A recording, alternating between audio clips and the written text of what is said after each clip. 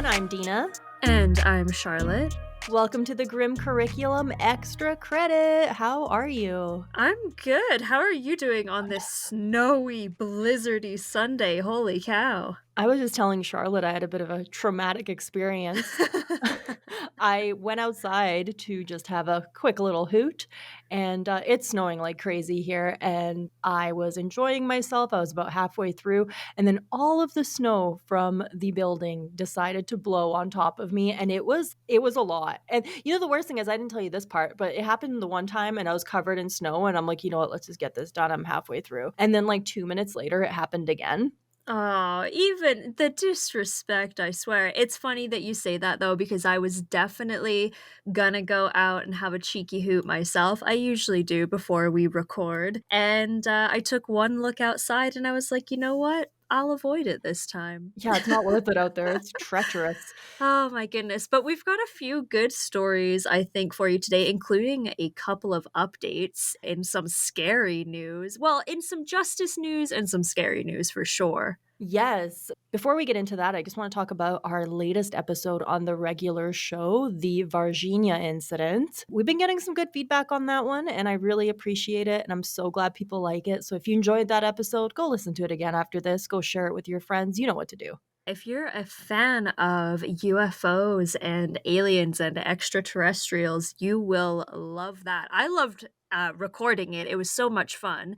I was equal parts horrified and shocked, and yeah, it's a good episode. So yeah, highly recommend. It's an amazing story, and I want to take a minute to just talk about the documentary again, Moment of Contact by James Fox, because I really do recommend checking it out. He's an amazing director. Like I mentioned last week, I was introduced to it. Steve and I watched it, and we watched it with just candles lit. And Oh, I love which, it. if you're trying to woo someone, candles and a UFO documentary are the way to go, my friends. I love it. I mean, doesn't that just say romance to the nines? It does to me, it really does, but, I was on the edge of my seat for that documentary, and if you think our telling of the story is haunting, I really recommend watching it just for those interviews. Because, like, again, these are broken people because of this. It is yeah, it's not something you wanna experience, I don't feel like. No, it's fun to read about, it's fun to learn about, but I am quite happy going my entire life without having a contact with an extraterrestrial being moment, I think. Right, I would love to see lights in the sky, that would be amazing. I would Yeah. enjoy that, but that's where it ends. Yes, I don't need a Stranger Things, X-Files experience of my own. Thank you very much. I'm too emotionally fragile, that would break me. That's the last thing we need. Oh, yeah. Speaking of things that are downright fucking horrible, I've got a really bad update for you guys. Oh, is it the one I'm thinking of? The one that hits a little closer to home than usual for us? It does. We're gonna talk about Robert Pickton real quick. Robert Ugh. Pickton. Yep, that's the appropriate response. We're gonna cover him on the show at some point. He's on the list. I know we've had quite a few people ask about that because again, that is very close to home. Well, the news is that he is officially eligible to apply for day parole. Disgusting. The man is in his 70s and they don't think he's likely to get it, thank God, but boy howdy, is that not a horrifying concept. Yeah, and I mean, they wanna clarify, so the official date that he was eligible was on February 22nd, so just a few days ago here. That does not mean that a hearing is automatically scheduled for him. He needs to apply for it before it gets reviewed. He was originally charged with 26 murders in the deaths of women who disappeared from Vancouver's downtown east side, and he confessed to killing 49 women. He even said he was sad that he couldn't make it an even 50, which is revolting. Yeah, he is one of the worst human beings that still walks this earth. I hope to God he is denied right off the bat. I fully expect that he will be. I think so too. I mean, he committed his crimes from 1983 to 2002. The disgusting thing on top of everything else with this case is that he was only convicted of second-degree murder for 6 of these women. It's absolutely disgusting, especially keeping in mind what a horrible and notorious reputation that particular part of Canada has when it comes to missing and murdered Indigenous women, which many, many of his victims were. So I should like to see him rot in jail forever. As would I, and I have not talked to a single person that thinks this is a good idea. The thing that really pisses me off is he was sentenced in 2007. In 2010, the Supreme Court upheld his sentence. 20 other first-degree murder charges against him were stayed because he was serving the maximum sentence already. I think no matter what, you should be doled out exactly what you deserve. It doesn't matter if you're already serving one sentence. I feel like it is justice for everybody involved to have that handed down, and it seems awful that he really didn't get the full. No, and I mean, he has been sentenced to a life sentence, but again, in Canada, we've talked about this before. A life sentence means you serve 25 years before you have a chance to apply for parole, and he hit that 25-year mark. He's 74 years old now. It's disgusting. I mean, I don't think this is gonna happen. I don't see him being released, but at the end of the day, the fact that it's even an option is terrible because what's gonna happen is if he does apply and he's able to apply every 2 years, every single time he applies, he is re-traumatizing the families of his victims. He is tearing open old scars for so many families. It's really awful. I don't think he should be allowed to at all. And quite frankly, I think it would be even dangerous to release him in the sense that there's gonna be someone who has vigilante justice in mind. Oh, absolutely. There's so many people. I say at this point, we throw the guy off a cliff and call it a day. That would be better for the human race. It would, and I mean, he is disgusting. For those of you who don't know about the case or don't know much about the case, he disposed of his victims by feeding them to pigs on his pig farm. He was actually a multi-millionaire. You'd never know by looking at him, but the guy had a lot of money. He used that money to buy drugs, and he used those drugs to lure women into, his farm. He lived on a little trailer on the farm there. People would party there. They called it the Piggy Palace.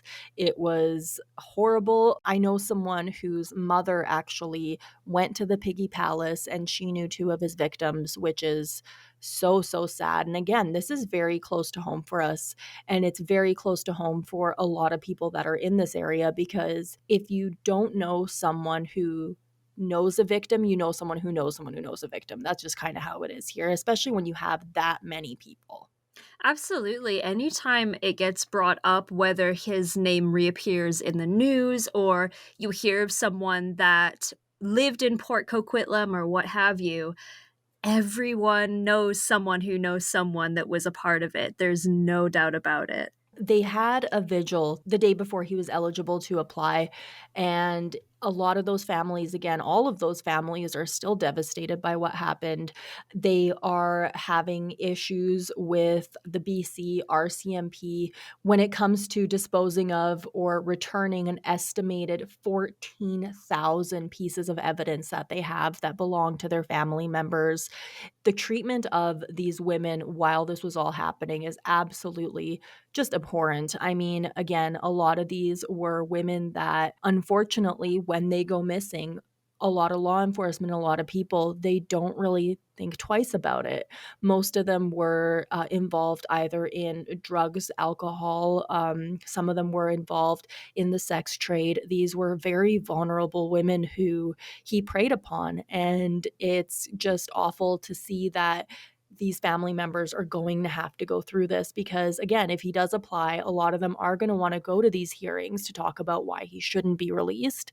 But again, having to hear about it in the news, having to have reporters talk to you about it, it's it's something that I can't even fathom going through. And again, this man should be thrown off a cliff, fed to sharks, buried alive. I don't care. I just don't think he should exist. It would be nice to see in the future that the laws change and make exception for certain people like Robert Pickton, where they can't re-traumatize their victims' families year in, year out every time they apply for parole.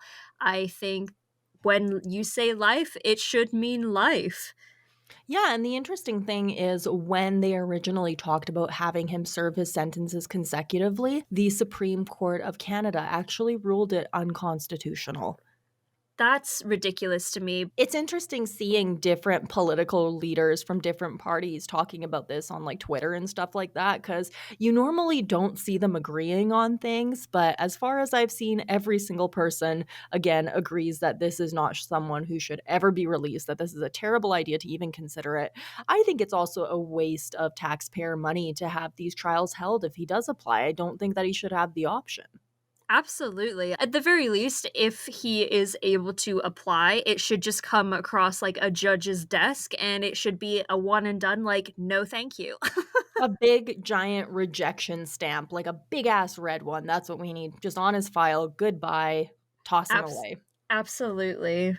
We have another update from kind of the opposite end of the sentence serving spectrum here, and that is about Ruby Franke. Yeah, wah wah. Yep, so if you want more information, listen to episodes 13 and 20 of Extra Credit. We've talked about her before. Her crimes all involve her children. They are horrific. We're not going to talk about them again. If you want to hear about them again, listen to those episodes.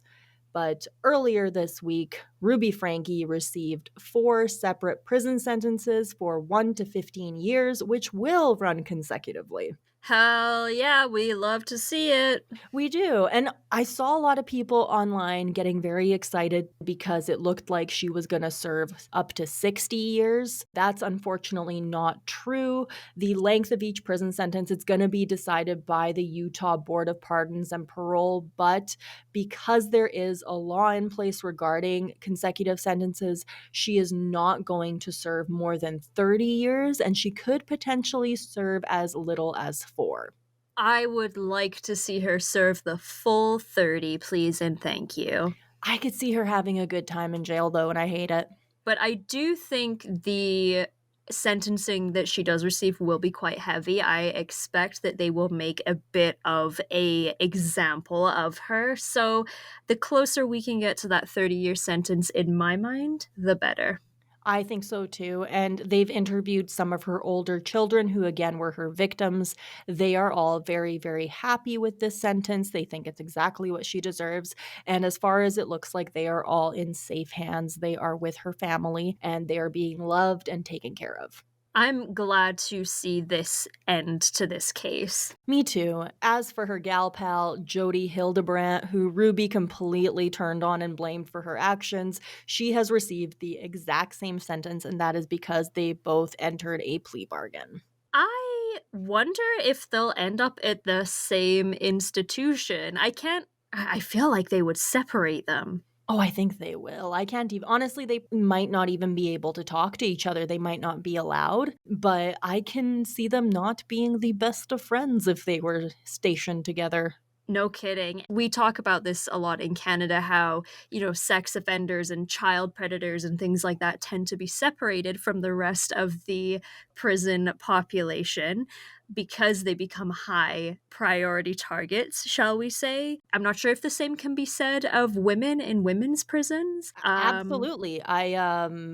I had spent some time in a women's institution, not as an inmate, obviously, but working in one for a little while, and it's absolutely the same thing for sure.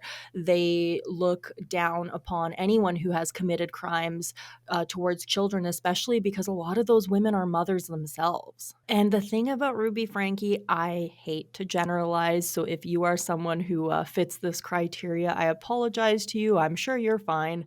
But Ruby Franke is an uptight blonde woman, and I just don't see her being very well liked in jail. No, I agree. I agree. I think she's going to have to develop a attitude that's going to keep her head above water. Yeah, and she's just got one of those real punchable faces. So that's what's going on with Ruby Franke. I truly hope she has a terrible time in prison. I hope that she gets to experience the same, if not worse, level of control that she put upon her children. Again, she starved them, she chained them up. Obviously, I'm not saying they're going to be chaining her up, but, Bitch deserves Ah, what she's getting. exactly. Karma comes around eventually for everybody. It sure does. So, bye for now, Ruby Franke. I hope that we don't hear your name again for a long time. Goodbye. I have a quick, lighthearted, sort of, I mean, lighthearted for us looking at it, but probably not lighthearted for the Spanish winery involved. They had a strange sort of heist slash attack on their wine in which someone broke into the winery at 3:30 in the morning local time and opened 5 massive vats of wine. Oh, what a waste. Just let it pour all over the place. In the CCTV footage, you can see a person that appears to be hooded is quickly moving between the tanks and rapidly opening them. You can definitely Google photos and the footage from this, but imagine basically a giant metal barrel with a valve on the front. They just crank that sucker open and it all just whooshes right out. Why does that remind me of something you would do for like a Skyrim side quest? Yes, absolutely. Now, this is a little more modern. The winery suffered losses. You're not going to believe this. 2.5 million euros. What? Euros. Oh my god, that's so much Yes. money. Yes. So it was about 60,000 liters of wine. Their bottles of wine go from anywhere between 80 pounds British a bottle. A couple of their other varieties are not quite as expensive, going for around 35 pounds. Just for reference, 80 pounds British is about $140 Canadian. So Dang, so this is expensive wine. I mean, even 30 pounds, that's a lot of money. yes, this is some bougie wine. It's from a little village in northwestern Spain. It's called Castrillo de oh my god, my Spanish is not good. Castrillo de Duero, and the winery itself is called Cipa 21. They thought that it might be someone who knew what they were doing because opening those tanks is very hard to do if you don't know what you're doing. And this person seemed pretty smooth at it. Mm. They were also moving pretty quickly and smoothly across the grounds of the property, even though it was dark, 3:30 in the morning, and there wasn't really any light to speak of. So it's too early to speculate on this particular person's identity. They say they have no grounds to suspect either former employees or even current employees at this stage. There is a police investigation underway. There were 5 tanks that were opened, but only 2 of them actually had any contents that would spill out, but yeah, still 60,000 liters of wine. That's so much wine. Okay, can I guess? Can I have a theory? Sure. I think they should interview all of the wine competitors in the area. I mean, it does come off as almost like a Sherlock Holmes or Hercule Poirot kind of mystery. Yes. I almost wonder if it's insurance fraud. I don't know if the Ooh. contents of those vats are insured, but I would imagine with this seeming to be a bougier class of wine that they very well might be. Oh, I like that theory too. So I guess we will find out where this goes. As of today, we're Sunday, the 25th of February. This particular, I guess, heist happened about 5 days ago, a week ago. So we will see if anything comes of this. I wanna know, I'm excited. Do we have any updates on our, missing taxidermied friends from Redwater? Good question. Let me find out. So, as of January 29th, they are still looking for the perpetrators of the taxidermy polar bear theft from that resort just north of Edmonton. We haven't had any updates on that. You know, I like these kinda crimes. We talk about people like Robert Pickton, I don't like crimes like that, but, like, these are just hijinks. You know, the wine, the Absolutely. bears, yeah, I love it. As much as you shouldn't go around stealing things from people, that's wrong. Don't do that. In my mind, in this particular case, there hasn't really been any harm apart from property theft, do you know what I mean? Like, no one's been hurt over it, it's just a taxidermy polar bear. Right? I mean, I hope the polar bear is being well taken care of and his taxidermied self, but still, like, in the grand scheme of things, when it comes to the stuff we talk about, I'm okay with this kinda crime. I will definitely keep my eyes peeled going forward to see if we do get any updates, but yeah, in the month since we talked about it, nothing yet. Alright. I have a story that originally comes from 2012, but we talk about the ocean and all the scary things that can happen in, on, and around it. This is another saturation diver story. Oh, Now, this is absolutely crazy. And for those of you with anxiety, I will preface by saying, don't worry, he survives. thank you. But the story of how he survives is absolutely mind blowing. And honestly, it's a straight up miracle. So, Chris Lemons was a North Sea saturation diver. And for those of you that are on North Sea TikTok, you know it can be a pretty scary place. He tells his story in an absolutely legendary documentary. It's called Last Breath, which is very, very appropriate. That came out in 2019. So Chris is from Edinburgh originally, and he does his saturation diving just off the coast of Scotland, way up north. He works with the oil rigs. And we've talked about some oil rig disasters before, so I can feel my blood pressure raising just talking about this. He was diving from his ship, the Bibby Topaz, which I think is really cute. That's fun. He was in a diving bell and he was indeed repairing oil rig structures on what started as a very normal day in September of 2012, basically ended up with Chris going through shit no one thought he would survive. They were lowered 91 meters in their diving bell to fix a pipe on the seabed. So it was Chris, his colleagues Dave and Duncan. They were fixing this pipe at the Huntington oil field east of Peterhead in Aberdeenshire, so off the coast of Scotland, like I said. The ship up above on the surface was enduring some pretty strong winds, going about 35 knots, but for that time of year, that was usually pretty normal. And so the thing about boats in this particular condition is they have a computer on board that is designed to correct for the wind. Unfortunately, the computer system failed, which meant that the boat that Chris was attached to by basically an umbilical cord that was providing him with his air, or in his case, a mixture of oxygen and helium, and it was pulling it away. The tension on this umbilical Oh my cord god. is getting stronger and stronger and stronger, and it basically snaps. Chris says it sounded like a shotgun went off. Oh my god. It was also providing hot water for their swimming suits because the water was 3 degrees and absolutely fucking freezing.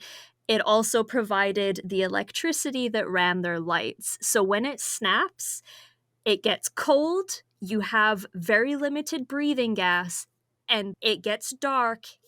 He also started to sink all the way down because he's no longer attached to anything.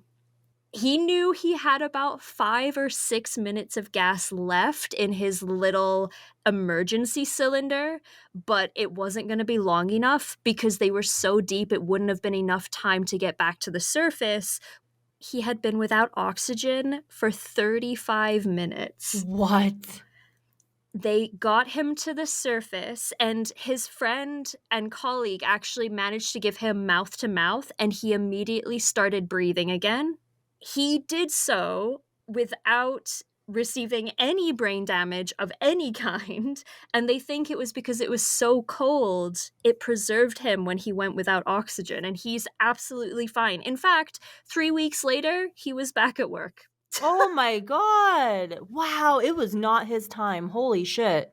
No, after only 2 breaths and CPR, he miraculously sputtered back to life after 35 minutes without oxygen. You know, I've been watching a lot of Grey's Anatomy lately, I and love it. I could see this being on an episode of Grey's Anatomy and being like, "I don't believe it." He's very lucky because the gas that they breathe being so far down is a very, very high concentration of oxygen and helium, and because it's such a high concentration, oxygen had saturated more of his blood and tissues, and his body remained alive, and he was able to survive it. Oh my god. I'm happy for him. I'm shocked he went back to work. You'd never get me in the water again. Yeah, he was engaged at the time to his fiancée, and they're now married, and she says every time she thinks about this story, her stomach still churns because Mhm. she's like, "I came ridiculously close to losing the love of my life and having my life completely robbed of me, basically." I don't know how she manages with him still doing it after an experience like that, but kudos to the both of them. I mean, really, I'm glad that he made it because I think about, like, the Byford dolphin incident and things like Ooh. that, like, these accidents don't usually end well. No, and to them in this particular case, it was a routine day. Everything was normal, and it was just a very unlucky computer failure that caused this. Wow, that's unreal. I'm a little bit dumbfounded. That's actually fucking crazy. He said basically as he was floating down and he came to the realization that he only had about 5 to 6 minutes left, he said, I remember it being a period of great sadness, really, of disbelief. How could I find myself in this dark, sad, horrible place, and this is where I would end my days? I thought of everybody at home and the chaos I would cause. So he didn't even really care about himself so much. He was like, oh man, this is going to be hectic after I die. Oh my He was goodness. only thinking of his friends and family and everything, but he did say, I think once I accepted there was no hope of survival, I was powerless to do anything to save myself. A quiet resignation came over me. And it's probably due to that he didn't panic, that he was Mhm. also able to conserve quite a bit of oxygen. I would have gone fucking crazy and flailed and probably, like, accidentally removed my helmet or something, like, I we talked before about how much money these people make. You couldn't pay me any money to do this. No, considering the absolute stress and danger they put their lives at every single time they go down, they're absolutely, rightfully paid insane salaries, but I just feel like there's better ways to earn money personally, but kudos to them. Someone's gotta do that job, and I have a lot of respect for anyone who's brave enough to do it. True that. So I found this story kind of at the last minute. I thought I had everything ready to go for this week, and then I kinda stumbled upon this, and, it's kinda really creepy. Okay, I love that. It's always the last minute stories that are the doozies. They are. So I'm originally from the former Yugoslavia area, so obviously this one caught my attention, and it is about the Serbian dancing woman. Okay, I have heard of this, but quite frankly, it was so creepy, I didn't wanna look any further into it. Well, I'm gonna make you. Yes, Dina did send me the TikTok previously, and she's like, "Don't watch it until I tell you." Okay, so here we go, 1 second. Yeah, see, I don't like that at all. At You're gonna first glance, you're like, "Oh, it's just a granny," but there's something so ominous about it. I highly recommend looking this up, you guys. I'm gonna repost it on our TikTok as well. Normally, it's Charlotte that's, finding all the TikTok stuff, so I'm kinda proud of myself for this one. But, yeah, so all of this, it actually started on September 26, 1998, but it came back into the spotlight in 2019 when people started talking about it on TikTok, and I decided to look into it a little bit further. S Okay. so it starts off with 2 separate witnesses named Nico and Solomon. Nico was walking with his mother when in the distance they saw this woman dancing strangely.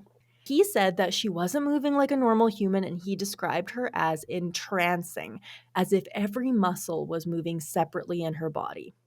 Oh, no, that's giving Silent Hill, like, jerky motion, scary flesh creature vibes. Yes, and I originally thought it was gonna be some random lady. We have a traditional dance called kolo, which is like our folk kinda dance, and I thought it'd be something similar to that, but as someone who's danced my fair share of kolo in my life, I can assure you that is not what this is at all. Okay, so we don't even really have an explanation for the dance itself. No, so it all gets worse because they were watching her kind of from a distance, and then she turned around and she looked at them. No, don't like. All of a sudden, she starts charging towards them. She is running at them full speed. She I is no, no. screaming, she is shouting profanities, and she's telling them that she is the ambassador of death. Whoa! You know, it's funny because I was talking to Cody about what I thought the angel of death might look like earlier today, coincidentally, and I was saying to him, I think the angel of death, if that is such a thing, that if that's the person who comes to guide you to the great unknown after you pass away, I think that they would be a very welcoming visual, if that makes sense. Like, it might be a grandma or someone nice because they wouldn't want you to be frightened. This is not giving that kind of visual.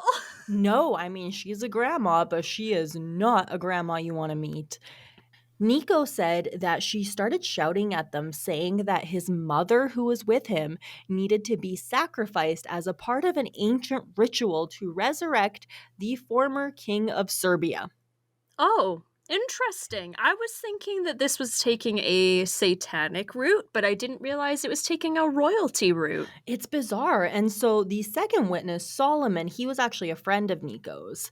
And when he heard about this, Nico told him what happened. He's like, I want to find out for myself. Which, personally, if I told you that I saw a dancing lady who ran at me and she was threatening my mom, would you go find her?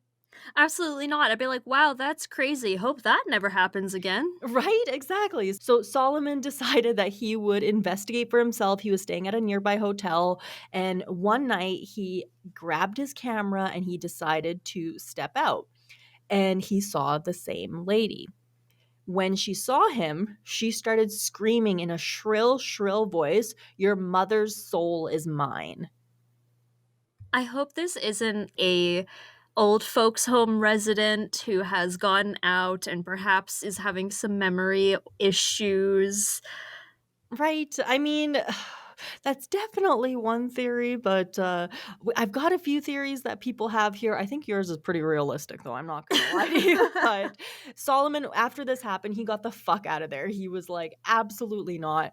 There are sources that kind of update this, and there's two different versions of the story. One of the sources says that she was arrested Okay. and another says that she evaded capture. So, who or what is the Serbian dancing lady is the question. There are some people that say that she's related to a legend called the Dancing Shadow.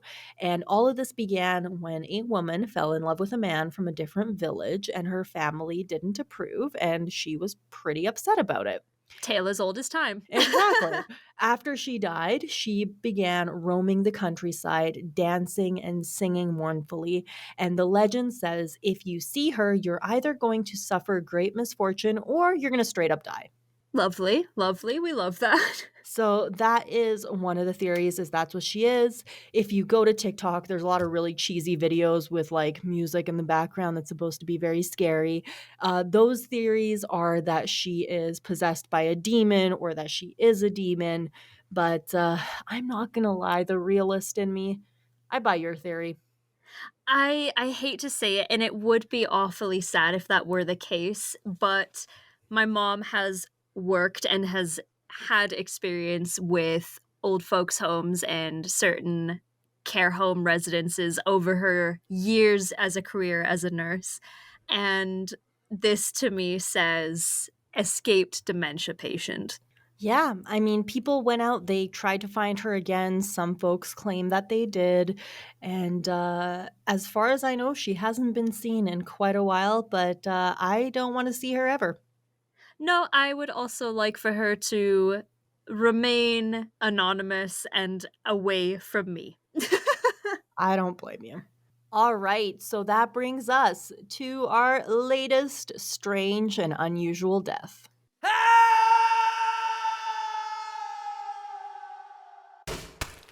Woo! What do we have this week?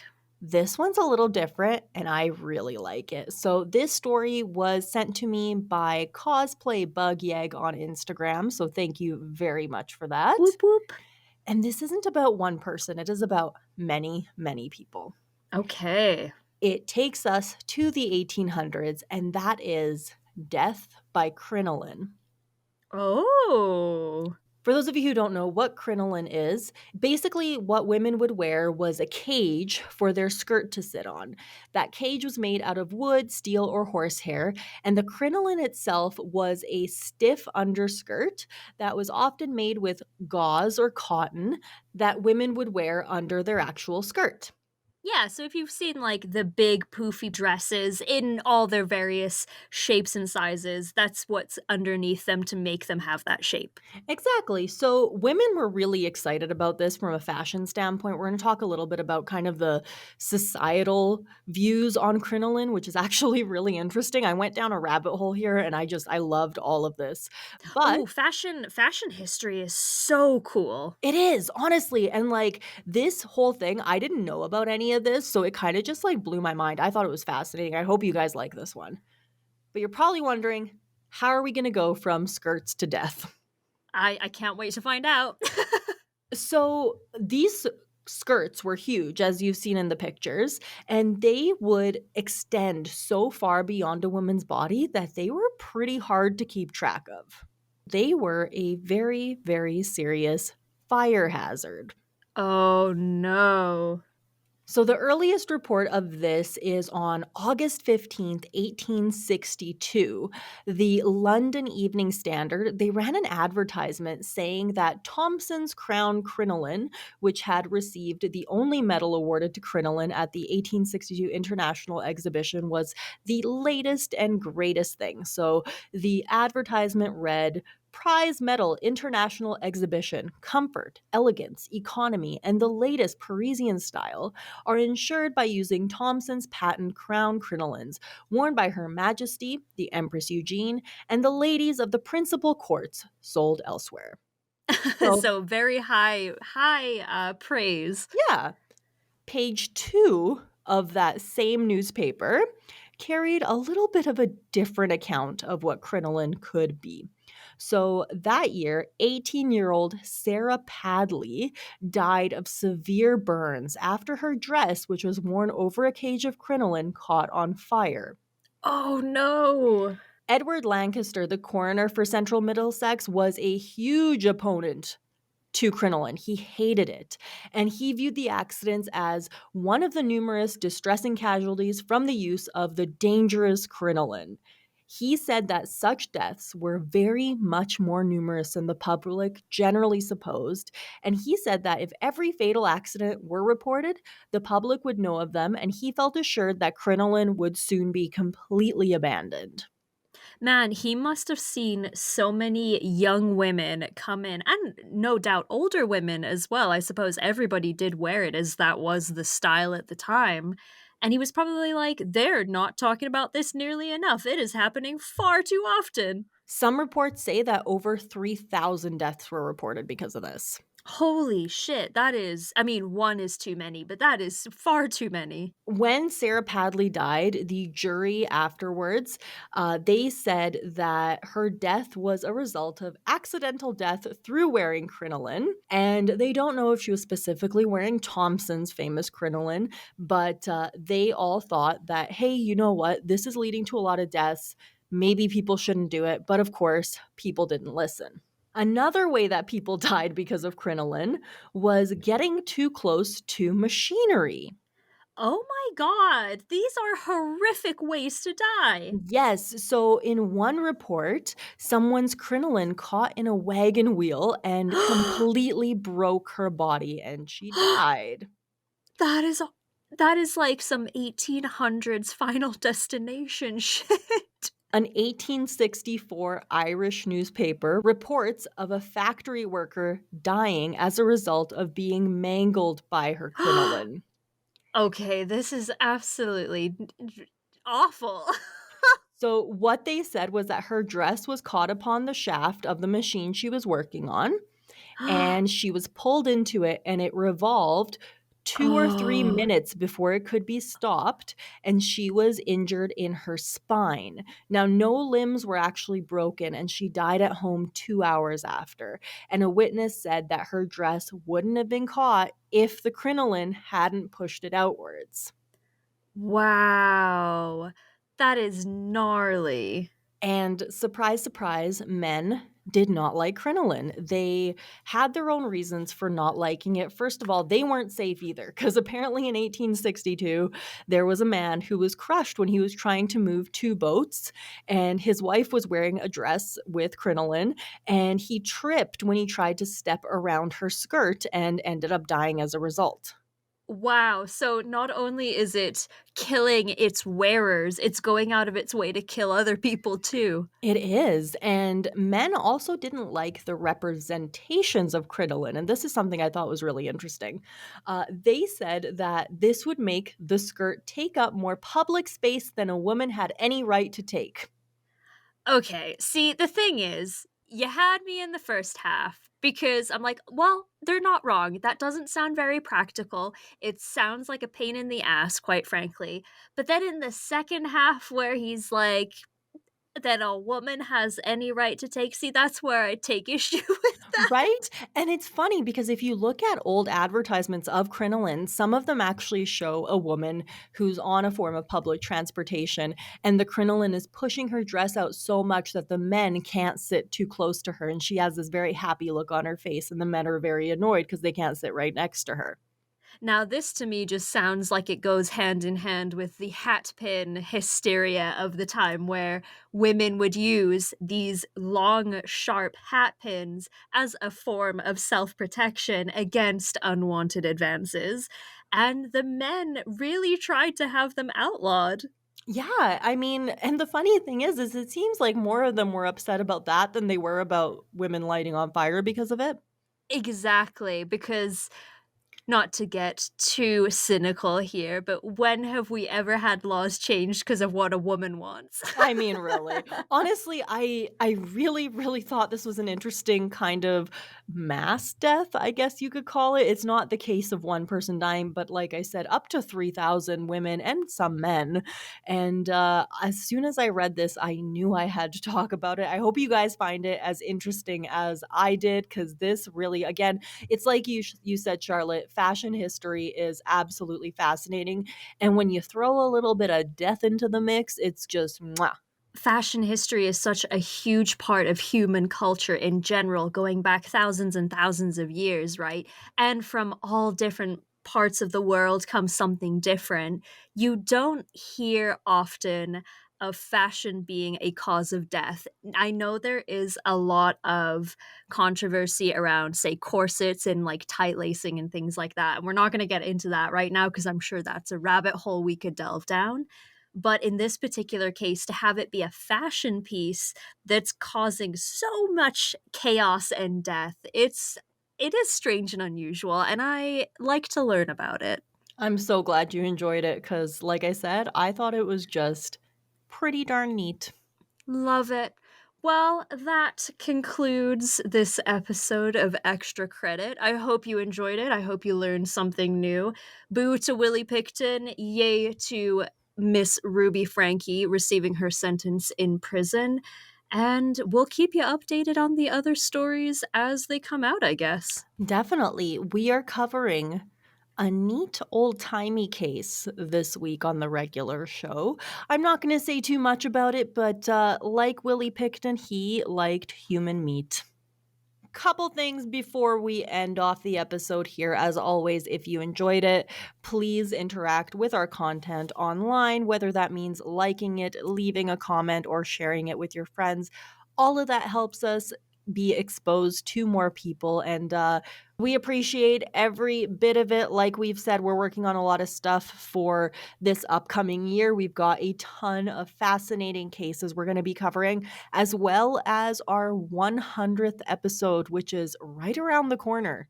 It's coming up hot, and it's gonna be Yeah. a good one. Yeah, it is. So, the other thing that we have going on that is new and exciting, we've talked about it before, but we are working on putting together our little podcast studio, and that is going to mean video content.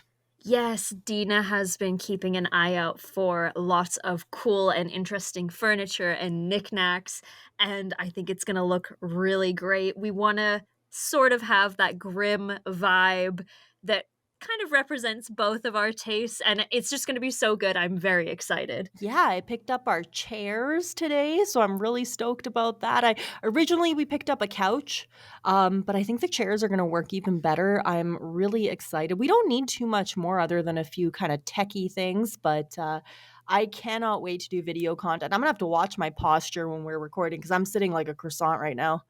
Just like it took a long time to get used to editing my own voice, I think it's going to take a little bit of getting used to seeing myself on video a lot more and kind of being a little more forgiving with things like that because it is an odd perspective to get used to. Yeah, I don't know if I'm gonna watch much of it because I don't need to see my face. I really don't. I'm fine listening to my voice, but the face, I don't know. We'll see. Apparently, you guys want to see our faces though. I always wonder why, but I get it, I guess. We're cute. I'll give us that. We're definitely a bunch of cuties. All right, everyone. Thank you so much for listening. This has been the Grim Curriculum Extra Extra credit. Credit.